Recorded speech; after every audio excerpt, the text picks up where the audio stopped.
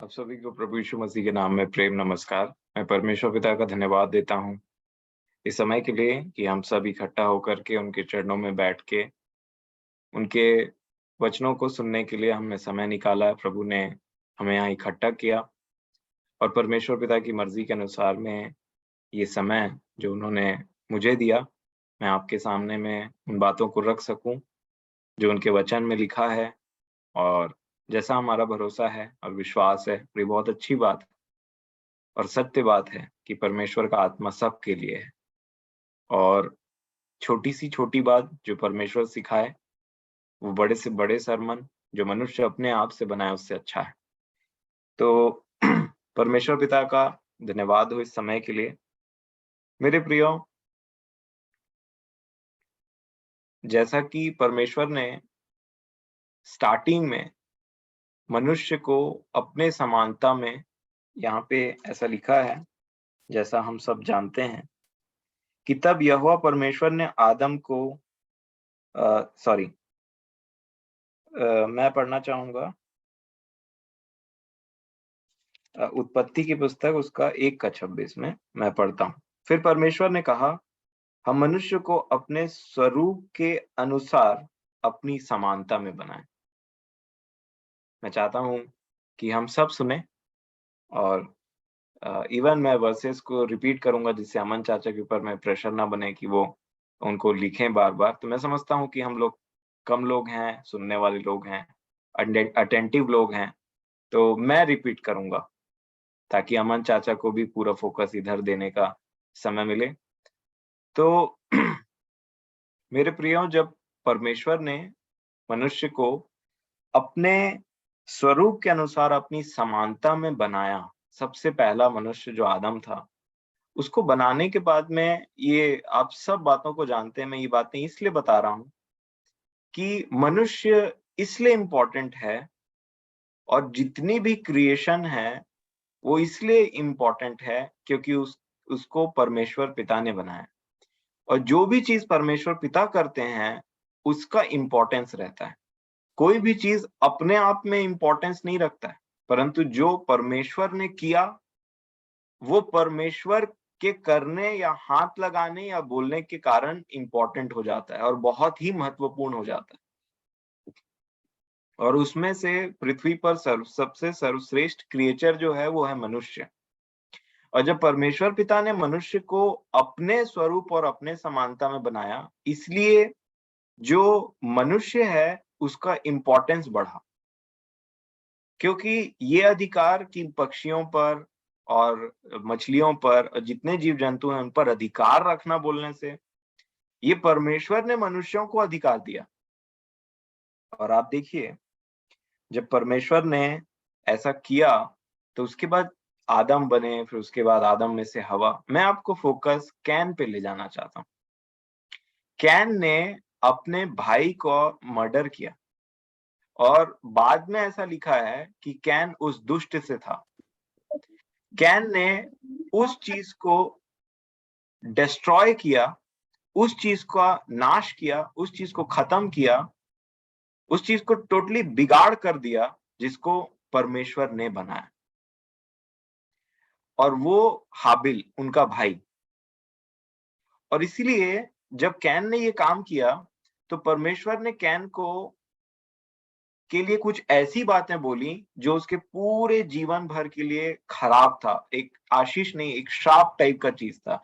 तब कैन ने बोला कि ये सब चीज मेरे सहने से बाहर है। परंतु उन सारी बातों के बाद में जब कैन ने बोला ये सारी बातें मेरे लिए बहुत कठिन है, बहुत बहुत असहनीय टाइप है, मुझे तो कोई भी पाएगा तो मुझे मार डालेगा, तब परमेश्वर ने एक ऐसी बात बोली जिस पे मैं कई दिन तक विचार कर रहा था। और वो है, ऐसा नहीं है। जो कोई कैन को भी मारेगा, किसको मारेगा? कैन। कैन कौन था, किससे था, मैं बोलना चाहूंगा। बाइबल में लिखा है कैन उस दुष्ट से था। इवन दो कैन उस दुष्ट से था, इवन दो कैन ने अपने भाई का हत्या किया था, जो कैन को मारेगा उसके से भी बदला लिया जाएगा। क्यों? एक इसलिए क्योंकि कैन भी परमेश्वर के द्वारा बनाया हुआ है। और इसलिए कैन भी एक इंपॉर्टेंट फिगर है। आप देखिए उत्पत्ति की पुस्तक, उसका 4 अध्याय और उसका 13 वचन से मैं पढ़ना चाहूंगा। उत्पत्ति 4 और 13 लिखा है, कैन बोलते हैं, तब कैन ने यहोवा से कहा, उत्पत्ति 4 अध्याय 13 वचन, तब कैन ने यहोवा से कहा, मेरा दंड सहने से बाहर है। देख, तूने आज के दिन मुझे भूमि पर से निकाला है और मैं तेरी दृष्टि के आड़ में रहूंगा और पृथ्वी पर भटकने वाला और भगौड़ा रहूंगा, और जो कोई मुझे पाएगा मुझे घात करेगा, मुझे मार डालेगा।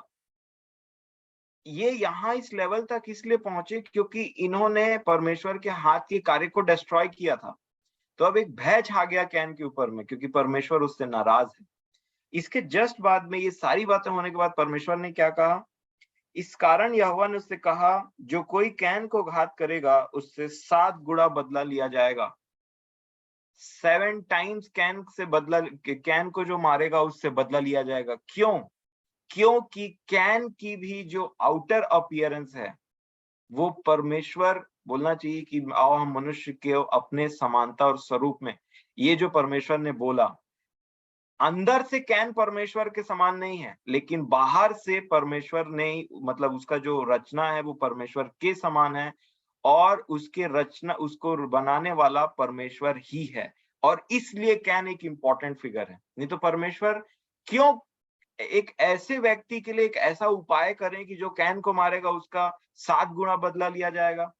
फिर इसी के आगे वाला एक पीढ़ी आता है, बोलता है कि अब मैंने एक व्यक्ति का हत्या कर दिया है, लेकिन अब जो मुझे मारेगा उससे और ज्यादा गुना बदला लिया जाएगा। क्यों कैन इंपॉर्टेंट था? क्यों परमेश्वर ने 7 गुना बदला रखा था कैन के मारने के वालों के लिए, कि कैन को जो घात करेगा? मेरे प्रियो, इसलिए क्योंकि कैन परमेश्वर का बनाया हुआ एक व्यक्ति था। शैतान मनुष्यों को नहीं बनाता, शैतान मनुष्यों को बर्बाद करता है, उनको नर्क का भागी करता है, उनको परमेश्वर से दूर ले जाता है, लेकिन रचने वाला परमेश्वर ही है। और इसीलिए आप देखिए एक और वचन, जब नूह और उसका परिवार उस सूखी भूमि पे एंटर करते हैं, तो वहां पे भी परमेश्वर उनको आशीष देते हैं, उनको, उनके परिवार को, परंतु फिर एक बात बोले, और इससे क्लियर हो जाता है जो मैं बात अभी आपके सामने रखा ताकि आप उस पर विश्वास करें। देखिए यहाँ पे उत्पत्ति 9 अध्याय, उत्पत्ति की पुस्तक 9वां अध्याय और उसका 4 वचन, उत्पत्ति 9 और 4। अमन चाचा, आप प्लीज पढ़ने में मदद करिए। उत्पत्ति 9 का 4। पर मांस को प्राण समेत अर्थात लहू समेत तुम ना खाना, 5 और 6 भी। और निश्चय ही मैं तुम्हारे लहू अर्थात प्राण का बदला लूंगा, सब पशुओं और मनुष्यों दोनों से मैं उसे लूंगा। मनुष्य के प्राण का बदला मैं एक एक के भाई बंधु से लूंगा। जो कोई मनुष्य का लहू बहाएगा उसका लहू मनुष्य ही से बहाया जाएगा, क्योंकि परमेश्वर ने मनुष्य को अपने ही स्वरूप के अनुसार बनाया है। मैं यही बात कर रहा था, ये जो 6वां वचन पढ़ा गया ना, यही बात कर रहा था मैं। परमेश्वर ने नूह से भी और उनके फैमिली से भी यही बात बोला। उन्होंने कहा, जो कोई मनुष्य का लहू बहाएगा उसका लहू मनुष्य ही से बहाया जाएगा। मनुष्य, ये क्यों इंपॉर्टेंट है मनुष्य? कि जो कोई मनुष्य को मारेगा वो मनुष्य, दूसरा मनुष्य उसको मार देगा, मतलब जैसा वो करेगा उससे वैसे ही किया जाएगा। अगर वो किसी का लहू बहाएगा तो उसका भी लहू बहाया जाएगा। मनुष्य का इंपॉर्टेंस इसलिए है क्योंकि उसके नीचे वचन में लिखा है क्योंकि, और जब हम क्योंकि बोलते हैं तब हम रीजन देते हैं। तो क्योंकि में लिखा है परमेश्वर ने मनुष्य को अपने ही स्वरूप के अनुसार बनाया है, इसलिए मनुष्य इंपॉर्टेंट है मेरे प्रियो। और यही बात हमको समझने की जरूरत है कि जब आप किसी मनुष्य को देखें अगली बार, तो आप ये ना देखें कि उसका कैरेक्टर कैसा है, क्या है, वो अलग बात है, उसको भी हमको ध्यान में रखना पड़ता है ताकि हम ऐसी गलत संगति या शिक्षाओं में, मतलब ऐसे जगह में ना पड़े, या फिर ऐसे चीजों में हम सहभागिता नहीं दिखाएं कि वो परमेश्वर के समानता में बनाया गया है, उसके स्वरूप में, तो हम वो जैसा कर रहा है वो अच्छा ही है। मैं उसकी बात नहीं कर रहा हूँ। परंतु मैं ये बात बोल रहा हूं कि जब आप कभी नेक्स्ट टाइम किसी भी मनुष्य को देखें, चाहे वो कैन भी क्यों ना हो, हमको ये बात याद रखना है कि वो परमेश्वर का बनाया हुआ है। मैं फिर से बोलता हूं, आज मेरे जो प्रभु ने मेरे मन में जो बात डाली, जो मैं सीख रहा था अपने जीवन के लिए, और जो और निखर करके आया, जो पिछले समय में परमेश्वर ने मुझसे बात की, और जो निखर करके मैंने उनको वचनों के द्वारा और दृढ़ता से समझा, वो बात आज मैं शेयर कर रहा हूं कि मैं और आप किसी भी दूसरे पर्सन को देखें नेक्स्ट टाइम, तो ये पहले देखिए कि वो परमेश्वर की रचना है। और जब आप उस व्यक्ति को परमेश्वर की रचना के समान में देखते हैं ना, आप एक्चुअल में परमेश्वर का आदर करते हैं, किसी मनुष्य का आदर नहीं करते। आप उसको ऐसा देखते हैं कि परमेश्वर ने इसको बनाया है। अगर एक घर, एक एक ऐसे व्यक्ति को जिसके पास में एक पैसा भी नहीं है, या एक गरीब व्यक्ति है, एक कम स्टेटस वाला व्यक्ति इस पृथ्वी के संसार के अकॉर्डिंग मैं बोलूं तो, और एक ऐसा व्यक्ति जो इस पृथ्वी के स्टैंडर्ड्स के अकॉर्डिंग इस संसार का धन उसके पास में ज्यादा है, आपको क्या लगता है किसका इंपॉर्टेंस ज्यादा है परमेश्वर के नजर में? या ओवरऑल संसार में हो सकता है कि जिसके पास में, हो सकता है क्या, होता ही है, जिसके साथ में ज्यादा पैसा, जिसके पास में ज्यादा इज्जत, जिसके पास में संसारिकता में जो ज्यादा धनवान है, उसका हमेशा ज्यादा इज्जत रहता है। लेकिन मैं ये बात क्वेश्चन करने की जरूरत है कि ये दोनों को बनाने वाला परमेश्वर ही नहीं है। और इसीलिए जब आप नेक्स्ट टाइम किसी को देखें, तो ये हमें जानना बहुत जरूरी है कि ये व्यक्ति भी परमेश्वर का बनाया हुआ है। और ये एग्जैक्टली यही शिक्षा अय्यूब ने भी दिया था। जब मैं अय्यूब की पुस्तक पढ़ रहा था, तो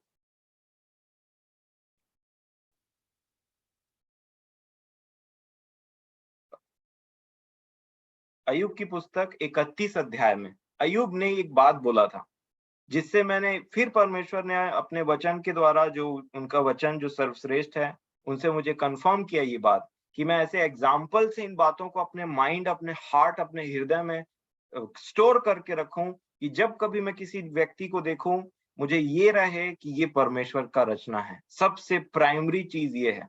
और उसके एट्रीब्यूट्स जो हैं, जो वो काम करता है, जो वो बात करता है, अगर मुझ में ये परख आ गई है कि वचन के अनुसार मैं अगले को समझ सकूं कि ये व्यक्ति इस क्षेत्र में परमेश्वर के समान नहीं है, वो बात अलग है।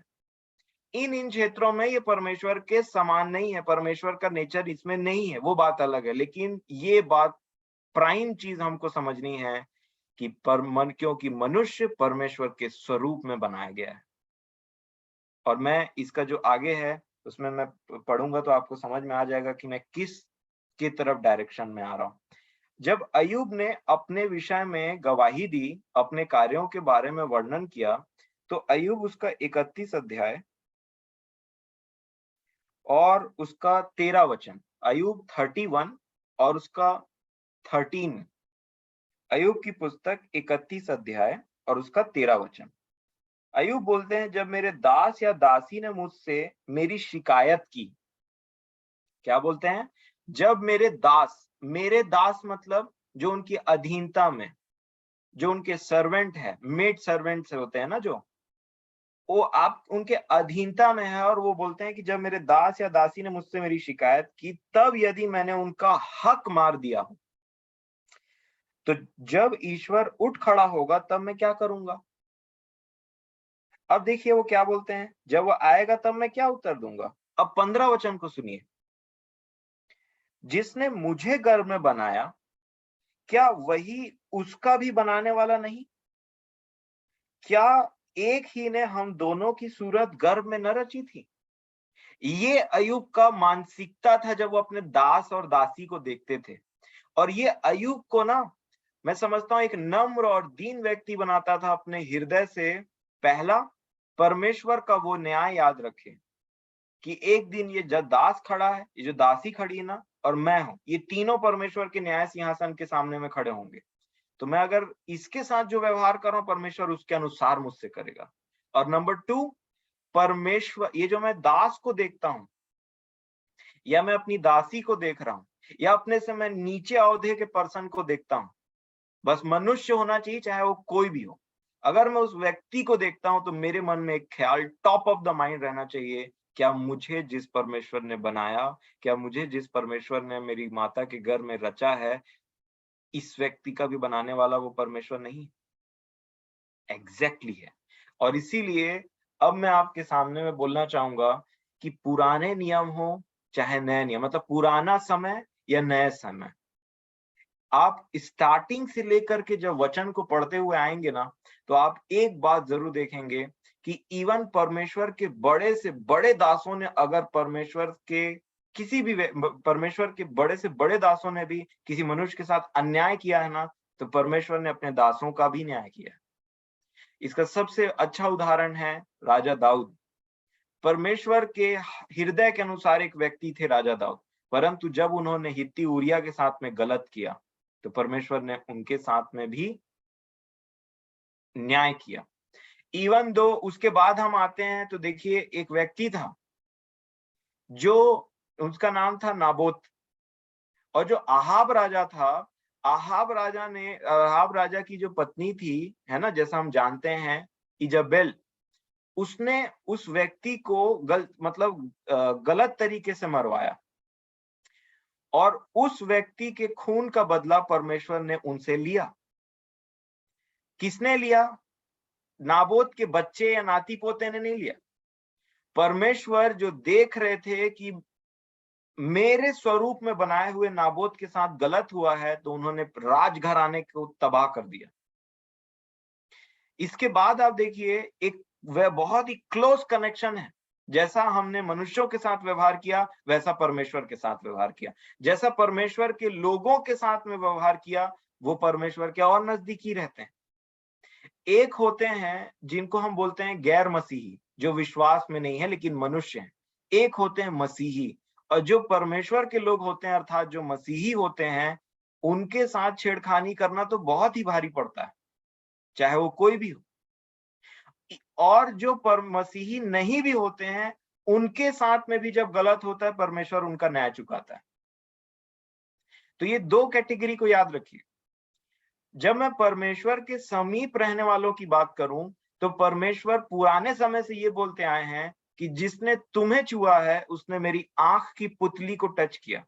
मतलब ये डायरेक्ट रिलेशनशिप है। अगर आप परमेश्वर के किसी व्यक्ति को, वो सिर्फ प्रचारक नहीं होता, याद रखिएगा, हर किसी को जो विश्वास करता है प्रभु यीशु मसीह ने, चाहे वो बड़े से बड़ा प्रचारक हो, चाहे छोटे से छोटा विश्वासी हो जो अभी विश्वास में आए, दोनों की वैल्यू सेम है परमेश्वर की नजर में।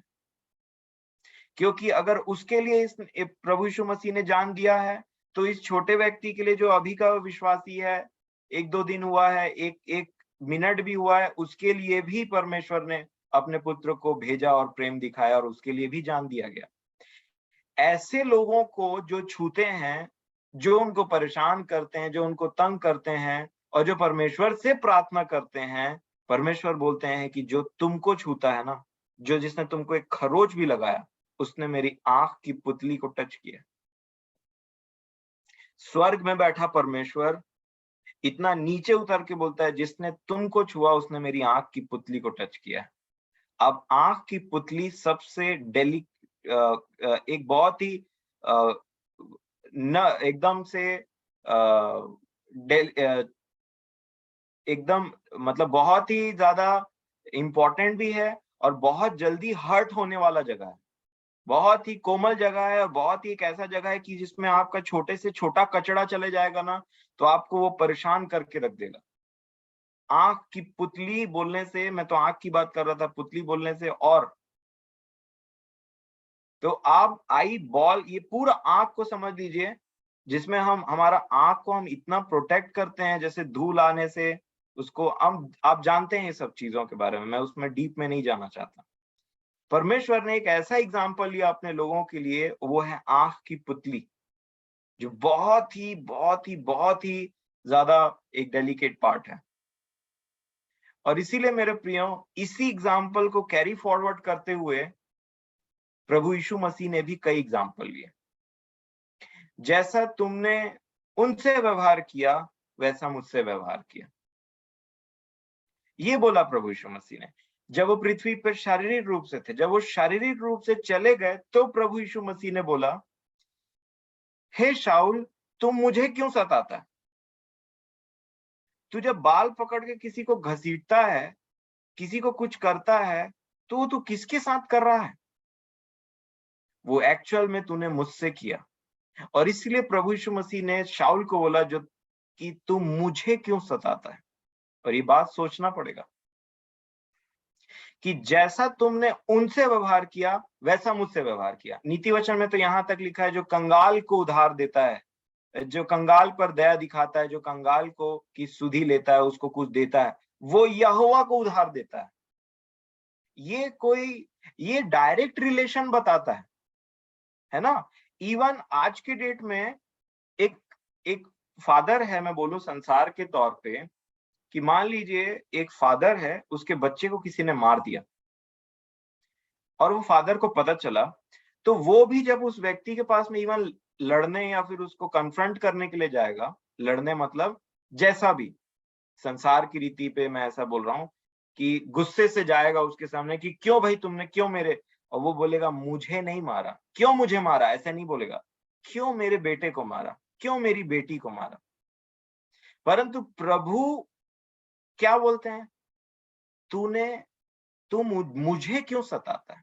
परमेश्वर क्या बोले कि जो तुम्हें छूते हैं वो सिर्फ तुम्हें नहीं छूते, वो मेरी आंख की पुतली को टच करते हैं।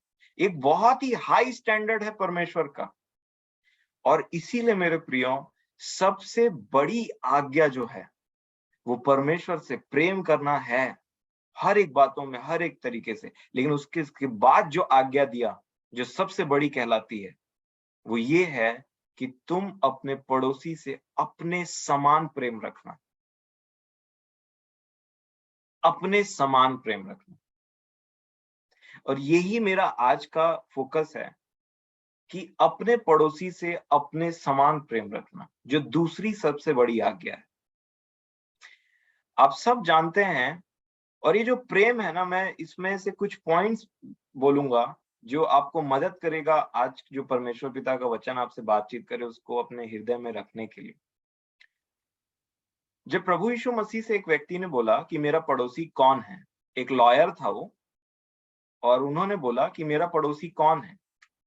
तो प्रभु यीशु मसीह ने इसका जब उत्तर देना स्टार्ट किया ना, तो 3 व्यक्तियों का एग्जाम्पल लिया।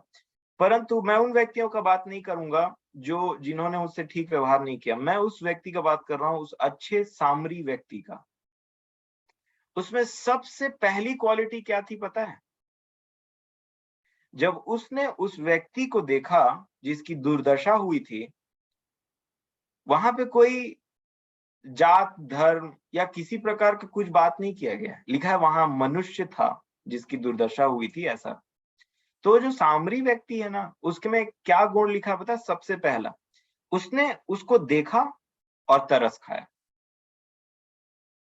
और यही सबसे पहला गुण मुझ में और आप में प्रभु करे कि हो, कि हम किसी को देखें तो चाहे उसके बारे में कैसा भी जानते रहें, कुछ भी क्यों ना हो, हमारे अंदर से तरस कभी खत्म ना हो। इवन दो जब स्तिफनुस को लोगों ने पत्थर मार मार के मार दिया, उसके मन में उनके लिए तरस था। आप सोचिए, इवन दो जब प्रभु यीशु मसीह को लोगों ने मारा, हमारा प्रभु, जब उनको लोगों ने मारा तो उनके मन में उनके लिए दया था, तरस था कि ये नहीं जानते कि ये क्या कर रहे हैं। लूका रचित सुसमाचार उसका 10वां अध्याय,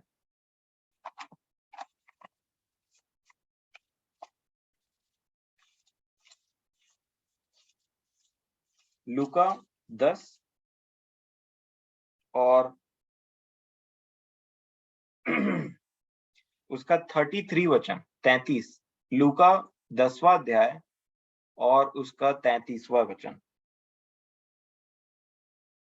देखिए क्या लिखा है, लूका रचित सुसमाचार उसका 10 अध्याय उसका 33 वचन। मोनिका दीदी पढ़ेगी क्या?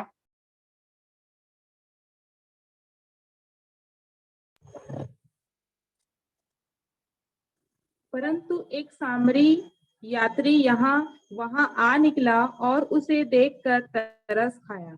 जी, जब प्रभु यीशु मसीह से उसने पूछा कि अच्छा पड़ोसी कौन है, मतलब मेरा पड़ोसी कौन है, तो सामरी स्त्री की जब उस पैरेबल को प्रभु ने बताया ना, तो उस पैरेबल को बताते हुए, उस दृष्टांत को बताते हुए सामरी स्त्री का जो पहला क्वालिटी प्रभु ने रखा, उसने देखा और तरस खाया। उसने उसकी दुर्दशा को देखा और तरस खाया। फिर आगे क्या लिखा है कि उसके लिए कुछ किया, उसके लिए कुछ पैसे खर्च किए, उसकी सेवा की। अब देखिए, मैं इसको जैसा समझता हूं कि आप जितना हो सके, प्रभु आपकी सहायता करे इस वचन को और भी ज्यादा समझने और प्रैक्टिकली रूप से समझने के लिए, प्रैक्टिकली रूप से हम जो कर सकें, क्योंकि अंत में यही बात आता है, हमने सीखा बहुत सारा, पर अब करें क्या। लिखा है एक जगह, जब पतरस उनको सुसमाचार सुना रहे थे, तो लिखा उनके हृदय छिप गया और उन्होंने पूछा, अब हम क्या करें भाइयों। ये एक व्यक्ति की निशानी होती है कि भाई आज तुम इतना संदेश सुना रहे हो, इसका एंड पॉइंट क्या है, हमको करना क्या है ये बताओ। और मैं भी उसी चीज में विश्वास रखता हूं कि जब मैं इसको पढ़ता हूं, तो मैं अपने सर्कमस्टेंसेस में जो मैं प्रतिदिन का जीवन जीता हूं, इसको मैं लागू कैसे करूं, कहां लागू हो गई। तो प्रभु आपकी सहायता करें इन बातों के लिए, क्योंकि हम अलग अलग कंडीशन में जीते हैं, लेकिन ये वचन हर कंडीशन में आपको परमेश्वर का आत्मा इसको सिखा सकता है। तो सबसे पहली चीज जो प्रभु ने पॉइंट आउट किया, वो क्या है मेरे प्रियो, पता है? तरस। उसने तरस खाया और तरस खाने के बाद में उसके लिए कुछ किया। बाकी वो दो लोग वहां से पार हो गए और तब प्रभु ने पूछा, इन तीन में से अच्छा पड़ोसी कौन है? उसका पड़ोसी कौन है? उन्होंने बोला, अब तेरी समझ में जो डाकुओं में घिर गया था, इन तीनों में से उसका पड़ोसी कौन ठहरा? पड़ोसी। तो जो व्यक्ति था उसी ने कहा, वही जिसने उस पर दया की। तो सबसे इंपॉर्टेंट पॉइंट यहाँ पे प्रभु इस दृष्टांत में क्या बोलना चाह रहे हैं? दया। जा करके सीखो, मैं बलिदान से नहीं परंतु दया चाहता हूं। मैं बलिदान नहीं परंतु दया चाहता हूं। ये होशे में का एग्जाम्पल प्रभु ने कोट किया था, ये वचन कोट किया था। तो मेरे प्रियो, जो मैं सीख रहा था अपने जीवन के लिए, वो ये है कि जब मैं किसी को देखूं, वो कौन सी जात का है, कौन से धर्म का है, उसकी दुर्दशा कितनी भी हो चुकी है, मुझे ये बात स्मरण रखना चाहिए कि वो परमेश्वर के स्वरूप में बनाया हुआ एक मनुष्य है। बाकी जजमेंट जो है, वो बात की बात है कि वो क्या है, कैसा है, वो मेरा काम नहीं है, क्योंकि लिखा है परमेश्वर न्यायी है, मैं न्याय नहीं हूं। और इसीलिए आप देखिए, जैसे दो एग्जाम्पल, अब्राहम और वो व्यक्ति जो धनवान था और नर्क में है अभी, उनका जो बातचीत चल रहा था ना, तो अब्राहम को वो पिता बोल रहा था, नर्क में जो व्यक्ति है, और अब्राहम उसको एक बच्चे को बोल रहे थे कि बेटा, चाइल्ड, ऐसे करके लिखा है। पौलुस जब किन्हीं लोगों को सुसमाचार सुना रहे हैं एथेंस के समय में, एथेंस में जाकर के प्रेरितों के काम में 17 अध्याय में, तो वहां पौलुस बोलते हैं कि भाइयों, परमेश्वर के वंश होने के नाते हमें ये अच्छा नहीं है कि हम ये सोचें कि परमेश्वर जो है वो मूर्तों में वास करता है। मतलब पौलुस ने उनको भी परमेश्वर का वंश बोला। क्यों? क्योंकि वो परमेश्वर के स्वरूप में बनाए हुए हैं, और उद्धार का ये समाचार पूरे जगत के लिए है। जो कोई विश्वास करेगा, जो कोई परमेश्वर के पुत्र पर विश्वास करता है, परमेश्वर का पुत्र उन्हें परमेश्वर के पुत्र और पुत्री होने का अधिकार देते हैं। और इसीलिए ये बात मुझे और आपको समझने की जरूरत है। अपने पड़ोसी से अपने समान प्रेम रखना। अब इसको प्रैक्टिकली रूप में आप समझेंगे तो एक एग्जाम्पल है जो मैं समझता हूं कि हम सब फील करते होंगे। आपने देखा है कि कभी कि लोगों के शरीर में कुछ अजीब टाइप का घाव हो जाता है, या फिर उनको अजीब टाइप का बीमारी हो जाता है कुछ ऐसा, या एक्सीडेंट देखा होगा आपने, किसी को बहुत गहरा घाव लगता है, या किसी का खून निकलता है, या जब कोई पीड़ा में तड़पते रहता है, तो जब आप उनको देखते हैं तो कई बार ऐसा नहीं लगता है उनके घाव को देख करके कि लगता है मेरे शरीर में कुछ हुआ है, ऐसे करके देख के लगने लग जाता है।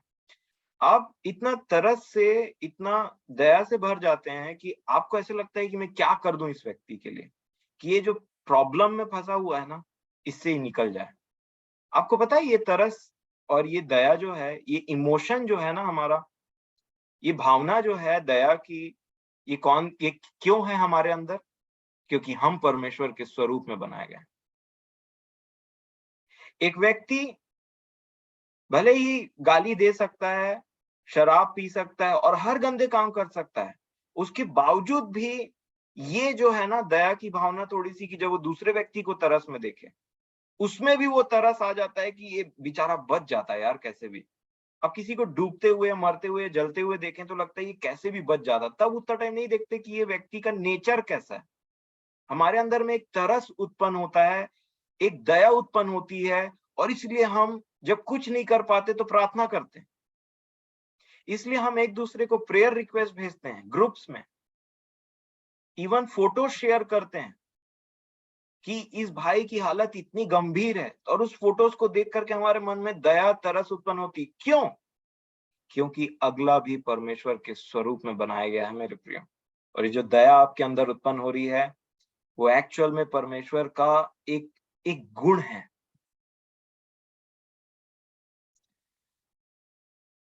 और इसीलिए इवन इब्रानियों की पत्री में एक बात लिखी हुई है, इब्रानियों की पत्री उसका 13 अध्याय और 3 वचन। देखिए, ये वचन आपको मदद करेगा जो मैं बात बोल रहा हूं उसको समझने के लिए, उसको ऑथेंटिकेट करने के लिए। और आप जब इन वचनों को अपने जीवन में मनन करेंगे तो आपको भी इसमें प्रकाशन प्रभु दें।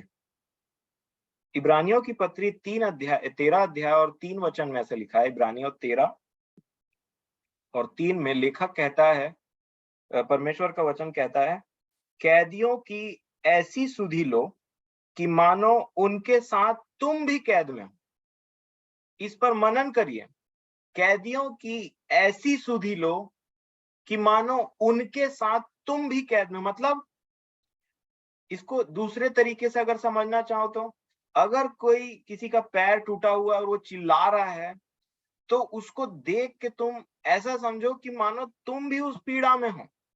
और जब आप उस दर्द को समझेंगे तो भले आप उस पीड़ा में, लेकिन वो प्रार्थना और वो आह निकलती कि प्रभु इस व्यक्ति पर तरस खाई। और वही सच्ची प्रार्थना होती, याद रखिएगा।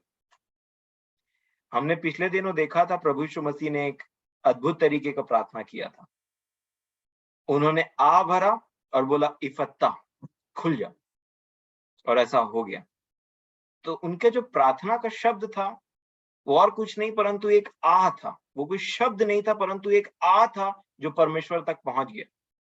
क्यों प्रभु ने आह भरा? आह कब निकलती? आप मुझे देखेंगे और मेरे तकलीफ को जब तक आप नहीं समझेंगे, आपका आह नहीं निकल सकता। और जब आप उस तकलीफ को समझेंगे कि अरे इसको कितना तकलीफ होगा, कितना प्रॉब्लम में है, तो एक आह निकलती। और वही बात पौलुस यहाँ बोल रहे हैं। मैं फिर से 13 का 3 पढ़ूंगा इब्रानियों का। कैदियों की ऐसी सुधि लो कि मानो तुम भी उनके साथ कैद में हो। आगे क्या लिखा है? और जिनके साथ बुरा बर्ताव किया जाता है उनकी भी यह समझकर सुधि लिया करो कि हमारी भी देह है।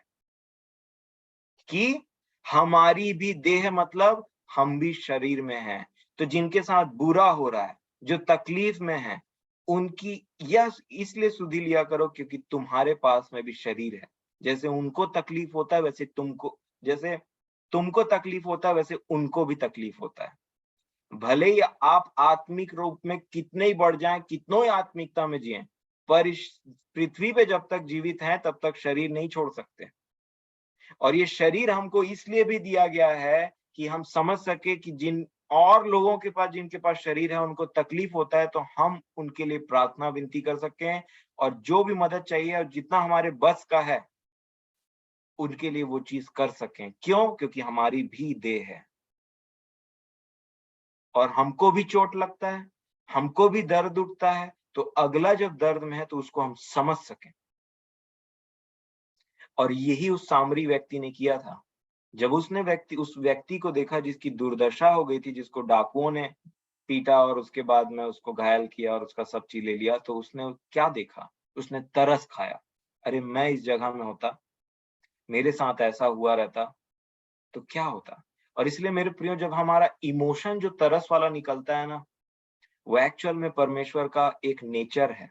मैंने प्रभु यीशु मसीह के स्वभाव से एक चीज सीखा है, वो बहुत ही ज्यादा इमोशनल व्यक्ति थे। प्रभु यीशु मसीह बहुत ही ज्यादा इमोशनल। और जब मैं बोलता हूँ प्रभु यीशु मसीह बहुत ही ज्यादा इमोशनल व्यक्ति थे, तो ये प्रभु यीशु मसीह परमेश्वर का वो नेचर प्रकट कर रहे थे और कर रहे हैं जो मनुष्यों ने पहले उतना अच्छे तरीके से नहीं समझा। जब प्रभु यीशु मसीह ने, लेकिन ध्यान रखिएगा दो चीजों का, प्रभु यीशु मसीह से ज्यादा इमोशनल व्यक्ति इस पृथ्वी पे कोई नहीं था, मैं ऐसा समझता हूं। नंबर 2, प्रभु यीशु मसीह से ज्यादा परमेश्वर के न्याय के बारे में, जो वो खुद उनके थ्रू करने वाले थे, इसके बारे में कोई नहीं, किसी ने बात नहीं किया। मतलब प्रभु यीशु मसीह बहुत ही इमोशनल व्यक्ति तो थे, लेकिन उनके मन में जो परमेश्वर का न्याय, सच्चाई और जो सही चीज है वो भी था। इवन दो जब वो देख रहे थे यरूशलेम की बिगड़ी हुई दशा को, तो वो रो रहे थे और उन्होंने बोला कि कितने बार मैंने चाहा कि जैसे मुर्गी अपने बच्चों को अपने पंखों तले दबा लेती है, छिपा लेती है, मैं भी तुम्हारे साथ वैसे करूं। तो वो रो तो रहे थे, परंतु उन्होंने न्याय को मिस नहीं किया। वहां पे वो भावुक तो थे, वो दयावान तो थे उन लोगों के लिए, परंतु उनको बहुत अच्छे से पता था कि एक व्यक्ति, मतलब एक सच्चा न्यायी जो है ना, वो यही चाहेगा कि कटघरे में पहुंचने से पहले ये सब अपना हिसाब किताब ठीक कर ले, क्योंकि कटघरे में न्याय होता है। इसीलिए इमोशनल भी रहिए, दयावान भी रहिए, परंतु परमेश्वर के न्याय को समझते हुए। और इसीलिए प्रभु हम सब की सहायता करे कि हमारे मन में भी वो दया हो, वो तरस हो। और जब ये दया तरस उमड़ता है ना, तो प्रभु कई बार हमको ऐसा उबारते हैं, क्योंकि ये खुद का नेचर था। इवन तो जब लाजर मर गए थे और बहुत सारे लोग वहां पे रो रहे थे, और मतलब जो यहूदी लोग थे उन लोग भी थे, उन लोग भी दुखी थे, उन लोग भी शोकित थे, उन लोग भी रो रहे थे, मार्था मरियम सब रो रहे थे, सब दुखी थे। लिखा है जीसस जो थे, यीशु जो थे, वो डीपली मूव्ड हो गए, वो बहुत ज्यादा व्याकुल हो गए थे उस चीज को देख करके। मत क्यों? वो देख रहे थे कि ये लोग परेशान है। इवन तो उनको पता था कि मैं लाजर को जिलाने वाला हूं, उनको पता था कि ये वापस से जीवित हो जाएगा, वो उन लोगों को देख करके बहुत ही व्याकुल हो गए। और इसीलिए हमें भी समझना चाहिए कि हमारी भी एक देह है, हमें भी तकलीफ होता है। ये बात आपको बहुत मदद करेगा, मैं समझता हूं, कि अगले की परेशानी को आप समझ सकें, और जब उनको परेशानी में देख सकें, तो जो आपसे बनता है वो आप करें, वो मैं करूं। ये मैं सीख रहा था।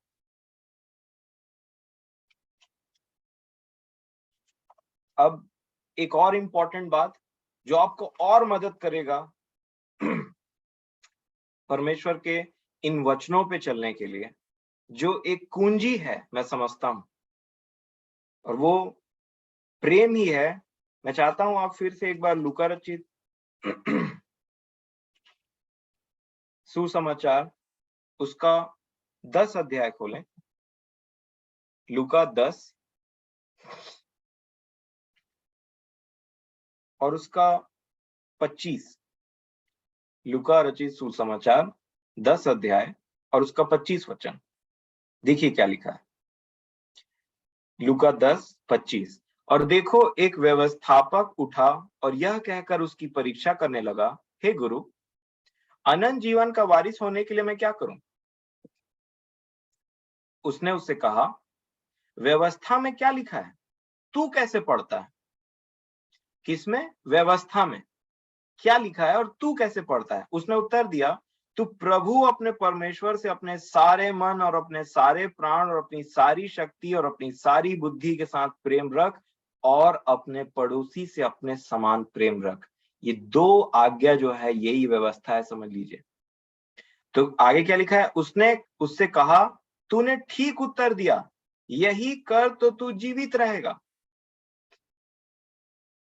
व्यवस्था दो आज्ञाओं पर निर्धारित है, परमेश्वर से प्रेम और मनुष्यों से प्रेम, अर्थात अपने पड़ोसी से अपने समान प्रेम रखना। इसीलिए पर प्रभु यीशु मसीह ने क्या बोला? तूने ठीक उत्तर दिया, मतलब तुझे प्रॉपर ज्ञान है और तूने ठीक आंसर दिया, यही कर तो जीवित रहेगा। इसको पौलुस ने एक अलग तरीके से परमेश्वर के उस आत्मा में समझाया, जो आपको बहुत मदद करेगा, मैं समझता हूं। वो है रोमियो की पत्री, उसका 13 अध्याय और उसका 8 वचन। देखिए, रोमियो 13 और उसका 8 वचन।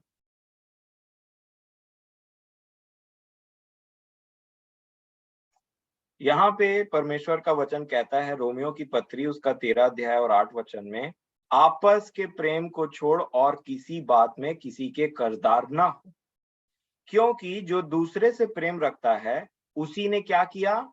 व्यवस्था पूरी की है। प्रभु ने क्या बोला? ऐसा कर तो ही तू जीवित रहेगा। तूने ठीक कहा, यही व्यवस्था है। पूरा व्यवस्था दो आज्ञाओं पे आधारित है, परमेश्वर से प्रेम और पड़ोसी से प्रेम। तो यहाँ पड़ोसी की बात चल रही है, अभी यहाँ पे पृथ्वी के जीवन की बात चल रही, पैरेलल जीवन की बात चल रही है। आपस में प्रेम को छोड़ और किसी बात में किसी के कर्जदार ना हो, क्योंकि जो दूसरे से प्रेम रखता है उसी ने व्यवस्था को पूरी की है। 9 वचन को ध्यान से देखिएगा, क्योंकि यह कि व्यभिचार न करना, हत्या न करना, चोरी न करना, लालच न करना, और इनको छोड़ और कोई भी आज्ञा हो तो सबका सारांश इस बात में पाया जाता है, अपने पड़ोसी से अपने समान प्रेम रख। प्रेम पड़ोसी की कुछ बुराई नहीं करता, इसलिए प्रेम रखना व्यवस्था को पूरा करना है। इसमें जो बहुत ही आशीषित बात है ना, वो क्या है पता है? अगर आप किसी से प्रेम करते हैं, अगर आप पड़ोसी से प्रेम करना जानते हैं ना, तो हत्या, व्यभिचार, किसी के बारे में गलत सोचना या गलत भावना को अपने मन में, हृदय में लाना, चाहे उसकी हानि की हो, चाहे उसके कुछ भी, किसी भी प्रकार। प्रभु ने बोला व्यभिचार मतलब जो गलत सोचा तो गलत हो गया। तो ये जो गलत किसी के लिए हम सोचते हैं ना, ये प्रमाण है कि हम उससे प्रेम नहीं करते। ये जो गलत भावना किसी के लिए आती है ना, ये प्रमाण देता है कि हम उस व्यक्ति से प्रेम नहीं करते। इवन तो आप उससे बहुत ज्यादा अट्रैक्टेड हो सकते हो किसी व्यक्ति से, परंतु ये प्रमाण है कि आप उस व्यक्ति से प्रेम नहीं करते। और अगर किसी से हम किसी के बारे में कुछ बुरा सोच रहे हैं, खराब सोच रहे हैं, है ना, चोरी ना करना, तो चोरी करने से क्या होगा? अगले का हानि होगा। आप किसी चीज को ले लेंगे वहां से, वो खोजेगा, नहीं पाएगा, परेशान होगा, दुखित होगा, उसकी हानि होगी। और उसको जो तकलीफ होगा मेरे चलते, जाने और अनजाने में, ये बताता है कि मैं उससे प्रेम नहीं करता। और अगर मैं अगले को ये सोच लूं कि परमेश्वर के स्वरूप में बनाया हुआ बेटा या बेटी है, यह आपको बहुत हेल्प करेगा उस व्यक्ति को प्रेम करने के लिए। ये बहुत आपको मदद देगा कि आप उस व्यक्ति को देखें, बोलें कि भाई तू भटका जरूर है, लेकिन तू परमेश्वर की रचना है। जिसने मुझे बनाया है ना, उसने तुझे भी बनाया है। इसलिए जो मेरे जीवन के लिए योजना है ना प्रभु यीशु मसीह के द्वारा उस परमेश्वर की, वो तेरे लिए भी है। और ये आपको हेल्प करेगा उस व्यक्ति को सपोर्ट करने के लिए एनी कोई भी वे में। अगर वो टोटली डिनाई करता है कि नहीं मुझे नहीं चाहिए नहीं चाहिए, आपको उससे चिपके नहीं रहना, उसको परेशान नहीं करना है, जस्ट वहां से चले जाइए, जैसे पौलुस ने किया। पौलुस ने जब उनको वो शिक्षा दी 17 अध्याय में, वो बातें बताई कि तुम परमेश्वर के वंशज हो, तुम्हारे कवियों ने कहा ऐसे करके बोला था ना, हम परमेश्वर के वंशज हैं। तो उसके बाद उन्होंने सुनना नहीं चाहा, तो पौलुस उन्हें उनसे जबरदस्ती नहीं किया। जो परमेश्वर के हैं वो अपने आप चुंबक के समान उससे अट्रैक्ट हो जाएंगे और चिपक जाएंगे एक ना एक दिन। आप अपना रोल प्ले करिए और वहां से चले जाइए। यदि उन्होंने मेरी बात मानी है तो तुम्हारी भी मानेंगे, यदि उन्होंने मुझे सताया है तो तुम्हें भी सताएंगे। शिष्य अपना अपने गुरु से बड़ा नहीं होता, ये प्रभु यीशु मसीह ने बोला। और इसीलिए मेरे प्रियो, जब कभी आप किसी व्यक्ति के बारे में बुरा या सोचे ना उसकी हानि कर दूं, इस सोच में भी, या उसके लिए ऐसा कर दूं, या मेरे लिए मन में थोड़ा सोचा उसके लिए खराब हो रहा है, ये याद रखिए कि वो परमेश्वर के स्वरूप में बनाया हुआ एक व्यक्ति, मेरे पिता ने उसको बनाया है। और ये आपको ना शरीर से हटा करके आत्मिक युद्ध में ढकेल देगा कि आप मांस और लहू से ज्यादा कुछ और उसके पीछे की चीज देखते हैं। ये आपको ट्रेमेंडसली हेल्प करेगा, मैं ऐसा विश्वास करता हूं। क्योंकि जब मैं रोड में जाता हूं तो प्रभु ने मुझे ये शिक्षा दिया, कई बार लोग रैश ड्राइव करते हैं, कई बार लोग कुछ बोल देते हैं, या कई बार लोग जानबूझ मतलब ना अनजाने में बेचारे लोग गाड़ी नहीं चलाने आता तो कभी इम्बैलेंस हो जाते हैं या उनसे कोई गलती हो जाती है। और सबसे बड़े मतलब इसमें अच्छी बात क्या है, मतलब जो प्रभु ने मुझे सिखाया वो ये है कि हर कैटेगरी के व्यक्तियों को ना, अगर आप देखेंगे ये परमेश्वर की रचना है, ये परमेश्वर के स्वरूप में बनाया हुआ व्यक्ति है, तो आपके मन में उसके लिए तरस आएगा, चलो कोई बात नहीं, कोई बात नहीं, ऐसे होकर के। दूसरी बात, आप बाहर निकल जाइए रोड में और आप मेरे को एक व्यक्ति बताइए जिसका एज आपके घर में, आपके परिवार में किसी दूसरे व्यक्ति के एज के साथ नहीं मिलता। मैं बोलना क्या चाह रहा हूं, आप 1 साल से लेकर के 90 साल के व्यक्ति को पाएंगे रोड में चलते हुए और आप उसको रिलेट कर सकते हैं, अरे ये तो मेरे फादर के समान, अरे ये तो मेरी माता के समान, जेंडर भी, ये तो मेरे भाई के समान, ये तो मेरे चाचा के लड़के के समान, ये तो मेरे मामा के लड़के के समान, उसी के समान तो है। तो अगर मैं उससे प्रेम कर सकता हूं और वो रहता यहाँ पे, अगर मान लो मेरे गाड़ी के सामने में मेरे परिवार का कोई व्यक्ति रहता, उससे कोई गलती हो जाती, तो क्या मेरे बात करने का तरीका सेम होता जो मैं इस व्यक्ति से कर रहा हूँ, या मेरे सोचने का तरीका सेम होता? क्या मेरी मम्मी गाड़ी चलाते रहती और उनका गाड़ी थोड़ा इम्बैलेंस हो जाता तो मैं वही बात बोलता या वही सोचता जो मैं इस व्यक्ति के साथ में सोच रहा हूँ? यदि तुम अपने ही प्रेम रखने वाले, यदि तुम अपने ही नमस्कार करने वालों को नमस्कार करो, तो क्या अन्य जाति भी ऐसा नहीं करते? और मेरे प्रियो, यही बात मुझे बहुत हेल्प किया। मैं आपको बताना चाहूंगा कि ये बात भी बाइबल में लिखा है। इसको समझने के लिए भी आपको वचन हेल्प करेगा, ताकि आप मेरी टेस्टिमनी को याद रखें जो मैं आज आपसे बोल रहा हूं, और परमेश्वर के वचन को याद रखें जो उससे कहीं ऊपर है। तिमुथियुस को पत्री लिखते समय, पहला तिमुथियुस उसके 5 अध्याय में जब पौलुस ने इस वचन को बोला और ये एक्सप्रेशन यूज किया, एग्जाम्पल जो यूज किया, मैंने समझ लिया कि वो बात जो वो मेरे दिमाग में आई थी वो मेरे खुद का सोच का उपज नहीं था, परंतु मैं भले ही परमेश्वर के वचन को उतना समय नहीं जानता था, लेकिन उनके आत्मा ने मेरी अगुवाई की थी कि मैं ऐसा सोचूं, ऐसा ऐसा ट्रीट करूं लोगों को। पहला तिमुथियुस की पत्री 5 अध्याय 1 वचन। पहला तिमुथियुस 5 अध्याय 1 वचन। पौलुस बोलते हैं, किसी बूढ़े को न डांट, पर उसे क्या जानकर, पिता जानकर समझा दे, और जवानों को भाई जानकर, बूढ़ी स्त्रियों को माता जान ले। अगर तू बूढ़ों को पिता जान सकता है, बूढ़े जो पुरुष हैं, तो बूढ़ी स्त्रियों को माता जान ले ना। और जो जवान दिख रहे हैं वो तो तेरी एज के हैं, तो उनको भाई मान ले। और जवान स्त्रियों को पूरी पवित्रता के साथ में बहन मान ले।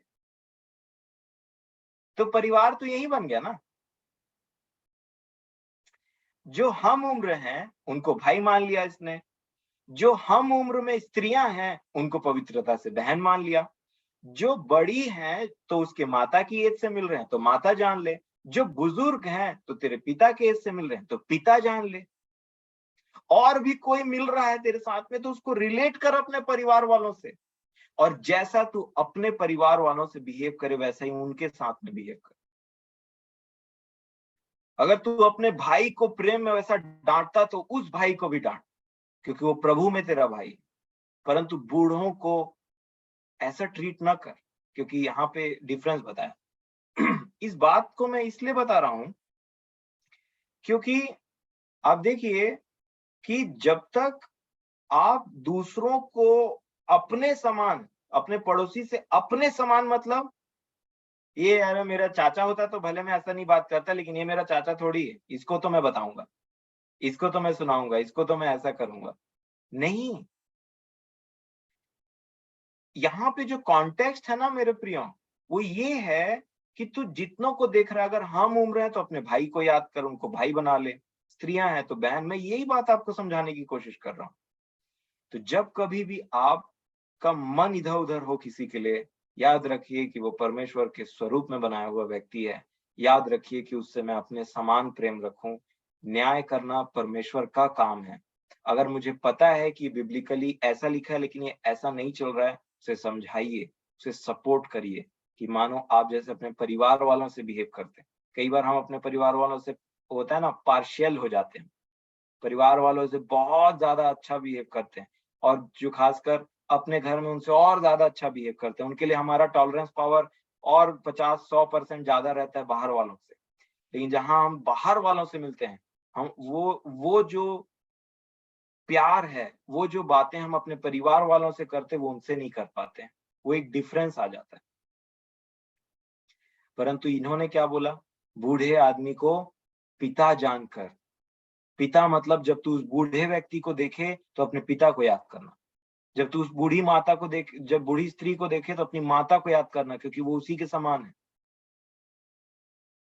और इसीलिए मेरे प्रियो, यही है कॉन्टेक्स्ट। तो प्रभु मेरी और आपकी सहायता करे इन वचनों को समझने के लिए, मनन करने के लिए, और भी प्रैक्टिकली रूप से आप इनको अपने जीवन में शामिल करें।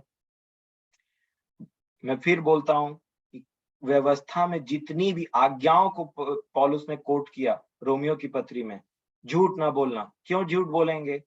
क्योंकि हम उससे प्रेम नहीं करते। चोरी ना करना, क्यों चोरी करेंगे कुछ भी चीज? क्योंकि हम उससे प्रेम नहीं करते। व्यभिचार ना करना, गलत सोच विचार क्यों हम अगले के लिए रखते? क्योंकि हम उससे प्रेम नहीं करते।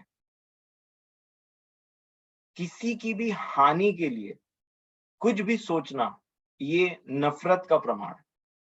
तो प्रभु ना करे कि हमारे सोच विचारों में भी ऐसी बात है। क्या होता है, आपको कंटिन्यूअसली उन सोच विचारों से लड़ना पड़ता है, बोलना पड़ता है कि नहीं, मैं परमेश्वर का हूं, कुछ डिक्लेरेशन करना पड़ता है। तो प्रभु मेरी और आपकी सहायता करे इन बातों से। एक लास्ट बात जो प्रैक्टिकल है और जिसको समझना भी बहुत जरूरी है। परमेश्वर का वचन एक्चुअल में प्रैक्टिकल है, और जब आप इन बातों को प्रैक्टिकली प्रारंभ करने के लिए जाएंगे, आपको बहुत कोमल स्वभाव के मनुष्य नहीं मिलेंगे कि जो आपसे बहुत मीठा बोले, और आपने मीठा बोला और परमेश्वर का वचन पूरा हो गया। बाइबल में इस बात का प्रमाण है। मैं समझता हूं इसको इम्प्लीमेंट करने के लिए, जो मैंने परिवार वाली बातों को बोला, सबसे पहले इंपॉर्टेंट है कि आप बाहर वालों से इससे पहले वैसा बिहेव करें। अपने घर में हम कुछ अपनी आदतों को सुधारें। हम अपने परिवार वालों से अच्छा बातचीत, अच्छा संबंध बनाएं, ताकि हमारा प्रतिदिन का व्यवहार, जिससे हम प्रतिदिन मिलते हैं, मेरी आवाज आ रही है, जिनसे हम प्रतिदिन मिलते हैं, प्रतिदिन व्यवहार करते हैं, उसमें सुधार आएगा ना, तो ऑटोमेटिकली आपको बाहर जाके एक्टिंग करने का जरूरत नहीं पड़ेगा। और जब घर में ही हमारा सुधार नहीं, तो बाहर हमको एक्टिंग करना पड़ता है, हंसने का, अच्छे से बात करने का। कई बार ऐसा होता है। लेकिन जितना हम घर में, हमारा नेचर ही वैसी है, तुम घर वाले के सामने बोलवा लो, तुम बाहर वाले के सामने बोलवा लो, हमारा नेचर ही वैसी है। कोई एक्टिंग नहीं है उसमें, कोई कलाकारी नहीं है। तो वो हेल्प करता है, वो आपको सच में वैसा इंसान बनाएगा। तो इसीलिए हम घर में उन चीजों को प्रैक्टिस करें। प्रभु आपकी सहायता करें। अब जो प्रैक्टिकल बात मैं आपसे शेयर करना चाह रहा हूं, वो रोमियो की पत्री में है, ऐसा याद आ रहा है। रोमियो और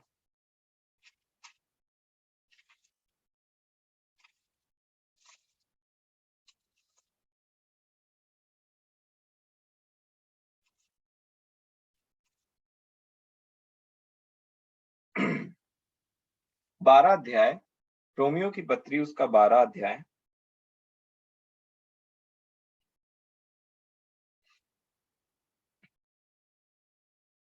और उसका 16 वचन से मैं पढ़ना चाहूंगा। अब जरूर 14 वचन से पढ़िएगा इसको अच्छे समझने के लिए। लिखा है, देखिएगा, यहाँ पे एक है आपस वाले और एक है सब मनुष्य, जो मैं पहले बता रहा था। आपस में मतलब जो सेम विश्वास रखते हैं, सेम प्रभु यीशु मसीह पर विश्वास रखने वाले। 16 में क्या लिखा है, आपस में एक सा मन रखो, अभिमानी ना हो, परंतु दीनों के साथ संगति रखो, अपनी दृष्टि में बुद्धिमान ना होना, बुराई के बदले किसी से बुराई ना करो, जो बातें सब लोगों के निकट भली हैं उनकी चिंता किया करो। अब है, जहां तक हो सके तुम भरसक सब मनुष्यों के साथ मेल मिलाप रखो। जहां तक हो सके, मैं फिर से पढ़ना चाहूंगा, जहां तक हो सके तुम भरसक सब मनुष्यों के साथ मेल मिलाप रखो। मतलब देखिए, परमेश्वर ना हमारा शांति का परमेश्वर है। प्रभु यीशु मसीह शांति का राजकुमार है, और इसीलिए ये वचन उस प्रैक्टिकल जीवन को दर्शाता है, जहां पे पौलुस ने इस बात को समझाया, ये तुम्हारे ऊपर डिपेंड करता है।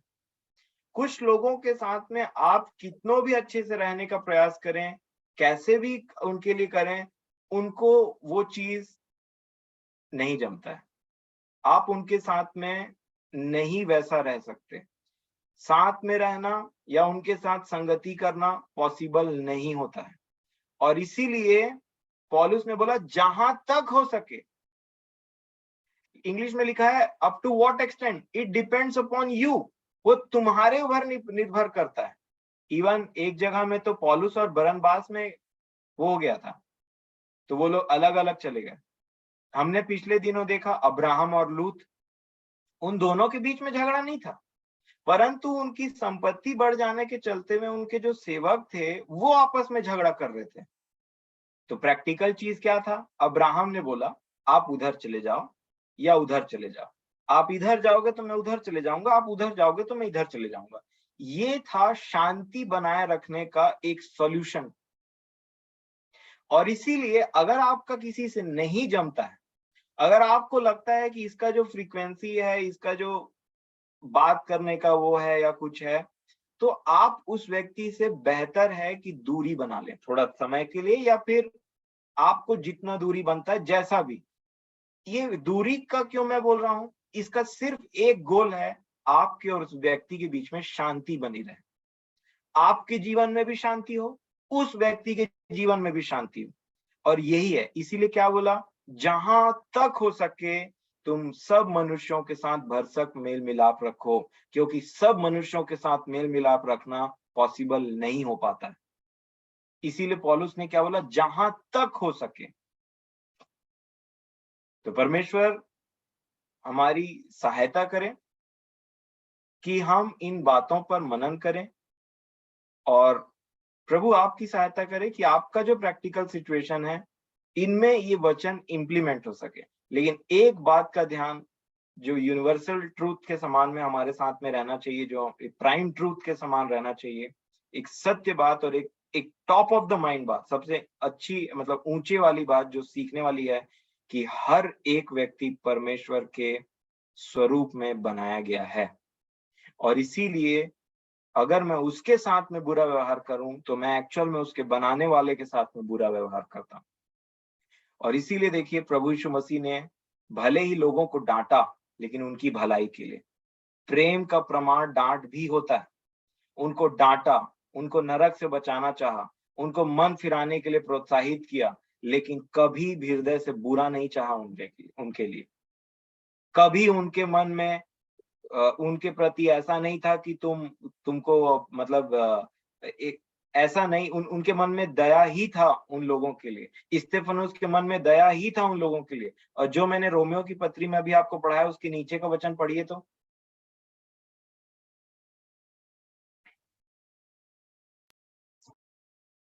हे प्रियो, बदला ना लेना। या 18 को पढ़ोगे? जी जहां तक हो सके तुम भरसक सब मनुष्यों के साथ मेल मिलाप रखो। हे प्रियो, बदला ना लेना, परंतु परमेश्वर के क्रोध को अवसर दो, क्योंकि लिखा है, बदला लेना मेरा काम है, प्रभु कहता है, मैं ही बदला दूंगा। जी, अब पढ़िए, इसको ध्यान सुनिए। परंतु यदि तेरा बैरी भूखा हो तो उसे खाना खिला, यदि प्यासा हो तो उसे पानी पिला, क्योंकि ऐसा करने से तू उसके सिर पर आग के अंगारों का ढेर लगाएगा। बुराई से न हारो, परंतु भलाई से बुराई को जीत लो। लिखा है, जब तेरा बैरी भूखा हो तो खिला, खाना खिला, प्यासा हो तो पानी पिला। अब आप बैरी को, जो आपका बैरी है, उसके साथ में ऐसा व्यवहार कब कर सकते हैं प्रैक्टिकली? जब वो आपका बैरी हो, आपके मन में उसके लिए कुछ ऐसा ना रहे, तभी तो आप खाना ऑफर कर सकते हैं, तभी आप पानी ऑफर कर सकते हैं। मतलब अगर दूरी आ रही है, प्रॉब्लम क्रिएट हो रहे हैं या फिर कुछ ऐसा हो रहा है, तो अपने मन में हमेशा इस बात के लिए तैयार रहिए कि जब उसको तकलीफ होगा तब मैं उसके लिए कुछ करूंगा, भले वो मेरे से कितना ही बुरा व्यवहार क्यों ना करे। और ये तब पॉसिबल है जब मैं अपने मन में किसी के लिए कोई बैर भाव ना रखूं, जैसे प्रभु यीशु मसीह ने नहीं रखा, जैसे स्तेफनुस ने नहीं रखा, जो उनको मार रहे थे। कोई बैर भाव नहीं था, इसलिए परमेश्वर से क्या मांगा? दया मांगा, दया मांगा उनके लिए, क्षमा मांगा उन लोगों के लिए जो उन्हीं के ऊपर में प्रॉब्लम क्रिएट कर रहे थे। मार डाला, मैं बोलना चाहूंगा, प्रॉब्लम क्या, मार डाला उन लोगों को। उनके लिए उनके मन में दया थी। और ये मेरे प्रियो, ये जो वचन लिखा है ना, ये प्रैक्टिकली तभी पॉसिबल है अपने जो विरोधी है, एनिमी है, उसको खाना ऑफर करना या पानी ऑफर करना, मतलब उसके मुसीबत में भी उसके साथ खड़े हो जाना, उससे एक क्वेश्चन ही पूछ देना, सब ठीक है कि नहीं करके। ये तब पॉसिबल है जब मैं अपने मन में कोई खराब बात उस व्यक्ति के लिए ना रखूं। तो प्रभु हमें ऐसा बनाए, ये हमारी प्रार्थना हो आज के वचन से। अपने पड़ोसी से अपने समान प्रेम रखना। आइए हम प्रार्थना करेंगे और आज के इस समय को हम परमेश्वर पिता के हाथों में देंगे। प्यारे पिताजी, स्वर्ग और पृथ्वी के मालिक, मैं आपका धन्यवाद देता हूं प्रभु यीशु मसीह के नाम से, जिन्होंने हमें प्रेम करना सिखाया, हमें प्रार्थना करना सिखाया। उनकी दया से, आपकी दया से, उनके अनुग्रह से हम जीवितों के बीच में पाए जाते हैं और इन वचनों को सुनने के लिए आपने हम पर दया किया है। पिता, हम प्रेम को कभी जानते भी ना थे। हम ऐसी बातों को कभी न समझते थे, न जानते थे, न ऐसी बात हमारे कभी चित्त में आई कि हम ऐसा सोच सकें। परंतु आपके वचन को पढ़ने के बाद में हमने देखा कि आपका स्वभाव कैसा है। आप कैसे इस जगत से प्रेम रखते हैं। आप कैसे उन लोगों से प्रेम रखते हैं और दया रखते हैं अपने मन में, उन लोगों के लिए जो आज भी आपसे दूर है। आप इसलिए वेट कर रहे हैं ताकि सब मनुष्यों को मन फिराव का अवसर मिले। आप बहुत दयालु और कृपालु हैं। आपकी दया, आपकी करुणा सचमुच में जीवन से भी उत्तम है पिताजी।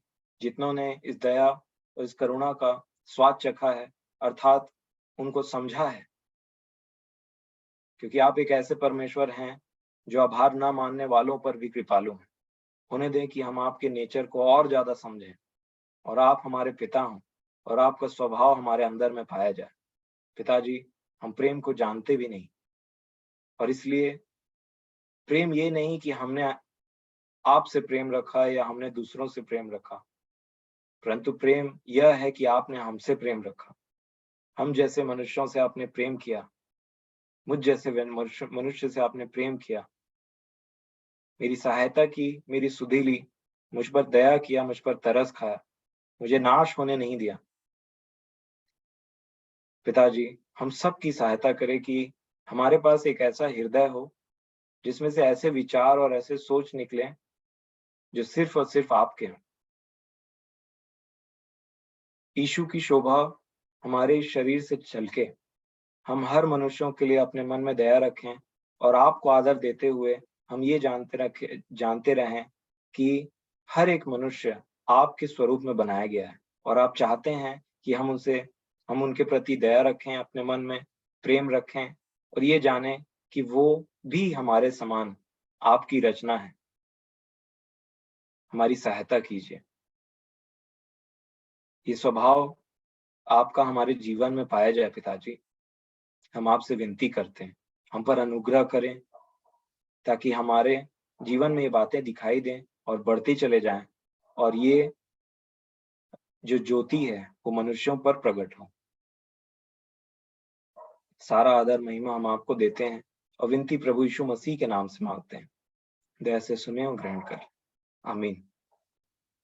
हे हमारे पिता, आप जो स्वर्ग में हैं, आपका नाम पवित्र माना जाए, आपका राज्य आए, आपकी इच्छा जैसे स्वर्ग में पूरी होती है वैसे इस पृथ्वी पर भी पूरी होने दीजिए। हमारी दिन भर की रोटी आप आज हमें दें और जैसे हमने अपने अपराधियों को क्षमा किया है वैसे आप भी हमारे अपराधियों को क्षमा करें।